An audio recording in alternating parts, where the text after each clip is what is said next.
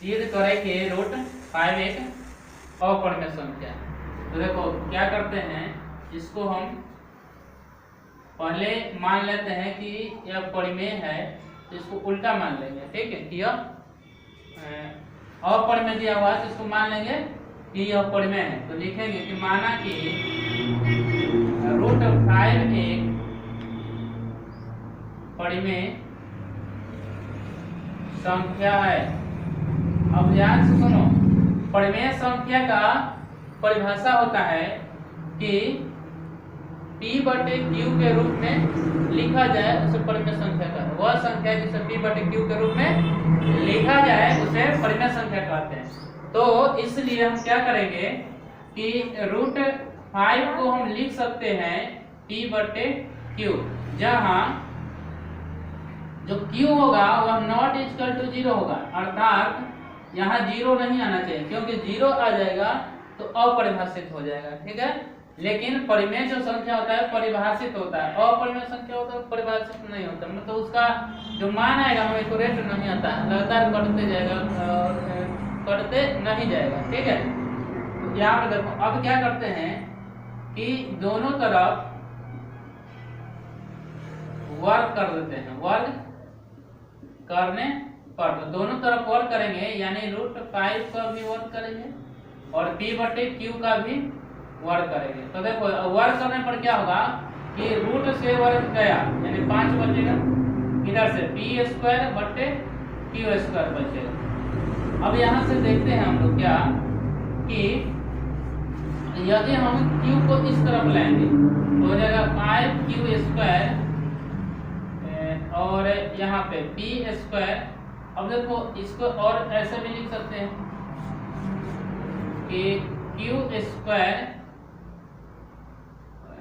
P²/5।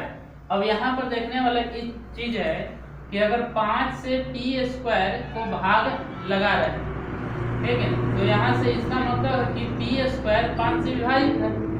तो हम लिख सकते हैं यहाँ पे कि चूंकि P² 5 से विभाज्य है, विभाज्य है, तो ध्यान से देना। यदि मान लिया जाए कि 5² अगर 5 से कट रहा है तो 5² कहने का मतलब 25, 5 के स्क्वायर और 5 से कट रहा है, अर्थात हम ऐसे भी कर सकते हैं 5 के 5 यानी कट जाएगा। और इसका मतलब होता है, या देखो 2 है और 2 के स्क्वायर है, अगर ये मान लो कि 2 से कट रहा है स्क्वायर यानी स्क्वायर 4, तो देखो ये कट जाएगा। इसका मतलब है कि 2 भी कटेगा। ठीक है ना, तो इस कारण हम लिखते हैं, यहाँ पर फिर से समझो, 2 है तो 2 के यहाँ 2 है, 2 से काटना है यानी 2 के स्क्वायर कितना हो गया 4, तो 4 जब कट जाएगा अर्थात हम 2 को ऐसे लिख सकते हैं, 2 स्क्वायर को लिख सकते हैं 2 गुने 2, तो ये इससे ही कटेगा। कहने का मतलब है कि 2 भी कटेगा, अर्थात P² जब कटेगा 5² जब कटेगा यानी 25, 5 के स्क्वायर कितना होगा 25, तो यहाँ पर ये जो 5 है वो भी कटेगा। इसलिए अगर P² 5 से विभाज्य है तो P भी 5 से विभाज्य होगा। इसको मान के रखो कि यह। अब आगे ध्यान देना,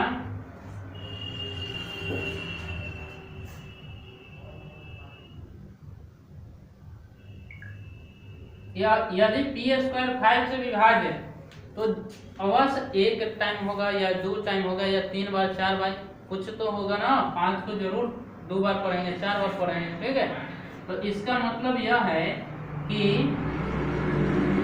P जो है P बराबर 5 गुने समथिंग, मतलब कुछ होगा 1 बार 2 बार, मान लेते हैं कि C। ठीक है, 2 बार भी हो सकता है 3 बार भी। C जहां C जो है पूर्णांक है यानी पूरा अंक होना चाहिए, 1 2 3 4 5 6। ठीक है, या 0 भी हो सकता है, 0 से 1 बार तो कट जाएगा, 0 कम खत्म। तो यहाँ अब यहाँ पे देख, यहाँ पर भी हम क्या करते हैं, दोनों तरफ वर्ग करने पर। अगर वर्क करेंगे तो यहाँ जाएगा पी स्क्वायर बराबर 5c के स्क्वायर, और 5c के मतलब है 25c के स्क्वायर। अब यहाँ पे देखना कि पी स्क्वायर, इसको मान के रखो, तो इसको फर्स्ट मान लो या इसको मान के रखो क, ठीक है, या ए मान लो, अच्छा रहेगा क्योंकि इसको ए मान लो।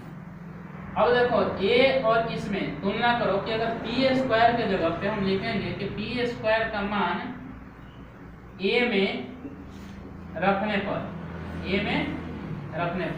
यदि हम ए में मान रखते हैं, किसका मान रखते हैं भाई, ए में, इसका मान रखते हैं पी स्क्वायर का, तो हम मेरे पास हो जाएगा क्यू स्क्वायर बराबर पी स्क्वायर के जगह देखो क्या है 25c स्क्वायर, और नीचे कितना है 5, यानी ई से ही क्या होगा कट जाएगा, तो यहाँ बचेगा 5, अर्थात अभी 5 को उस तरफ ले जाएंगे तो ई बचेगा सी स्क्वायर और क्यू स्क्वायर बटे 5। तो यहाँ पे ध्यान देने वाला बात क्या है कि यहाँ पे आ जाओ इस तरफ के, फिर पुनः आ गया यहाँ पर पी स्क्वायर था, यहाँ पर कितना था क्यू स्क्वायर है, यहाँ पे पी स्क्वायर था, यहाँ पर क्यू स्क्वायर है। तो देखो कि 5 जो है उस बार p को विभाजित कर रहा था, इस बार किसको विभाजित कर रहा है, किसको विभाजित कर रहा है, q को विभाजित कर रहा है।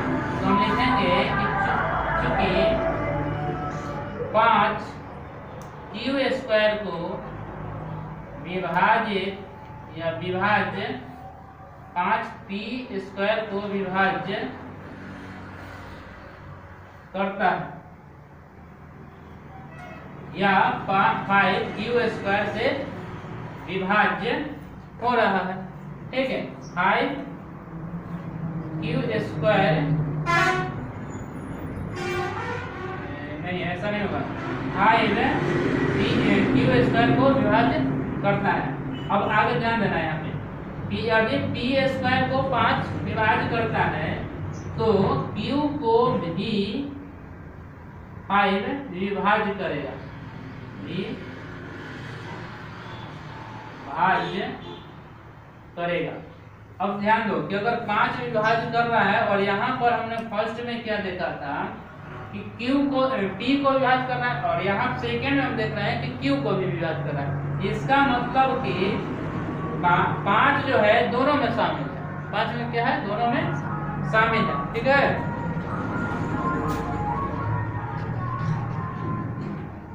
तो आगे ध्यान देना, अगर q को भी 5 विभाजित कर रहा है तो लिखेंगे कि 5p में भी 5p, q में उभयनिष्ठ है, ठीक है। क्यों है, फर्स्ट एंड सेकेंड से, ठीक है, फर्स्ट और सेकंड से दोनों क्या हो गया, 5 जो है p में भी, p और q में उभयनिष्ठ है। कैसे है फिर से समझो, यहाँ देखो p स्क्वायर को क्या कर रहा है, 5 विभाजित कर रहा है। इसका मतलब कि यहाँ पे 5 का गुणज होगा, जैसे 5 होगा, 10 होगा, 20 होगा, 25 होगा, ठीक है, 30 होगा, तभी तो 5 काट रहा है। और यहाँ पर देखो, यहाँ पर भी 5 क्या कर रहा है, विभाजित कर रहा है। इसका मतलब कि इसमें भी होगा, 5 होगा, 10 होगा, 20 होगा, 25 होगा, ठीक है, अन्यथा नहीं काटना। लेकिन ध्यान देना है, परिमेय जो संख्या होता है उसमें, किसमें, परिमेय संख्या में किसको कहते हैं, तो कि p और q में कोई एक के अतिरिक्त दूसरा उभयनिष्ठ नहीं होता है। p और q में एक के अतिरिक्त दूसरा कोई उभयनिष्ठ नहीं होता है। अगर उभयनिष्ठ हो गया तो यह परिमेय नहीं, ठीक है। तो यहाँ देखो 5p और q में उभयनिष्ठ है, इसलिए क्या है, √5 अर्थात p बटे q, इसलिए p बटे q क्या है, परिमेय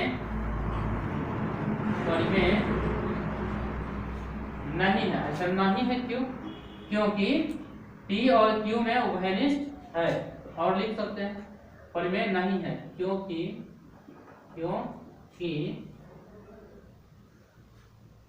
8 के अलावे 5 भी